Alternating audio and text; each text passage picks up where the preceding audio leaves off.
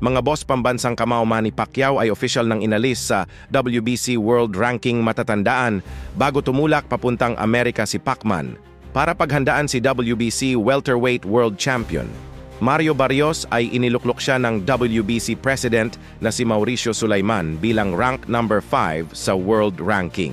Ayos na sana mga boss, kaso nagdulot nga po yan ng matinding galit mula sa komunidad ng boxing kung saan mga bossing.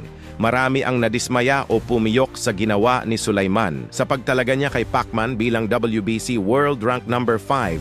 Ganun pa man mga bossing, ayon sa isang interview kay WBC President Mauricio Sulaiman sa Fight Hub TV, kung saan inamin niya ang kanyang pagkakamali sa pagbibigay kay Pacman ng mataas na world ranking kung galing sana sa panalo si Pacman bago nagretiro. Sa tingin ko mga bossing, wala masyadong mag-iingay.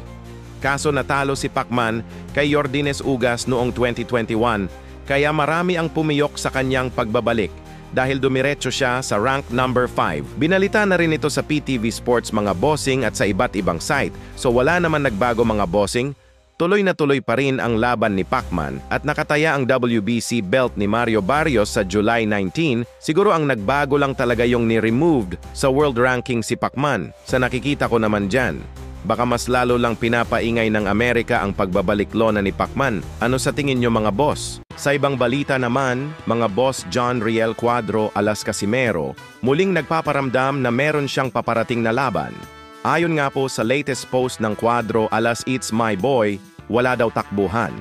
Para sa kanyang susunod na laban, sinabi pa ni Casimero na magdadala daw sila ng lubid para hindi daw makakatakbo ang kanyang kalaban.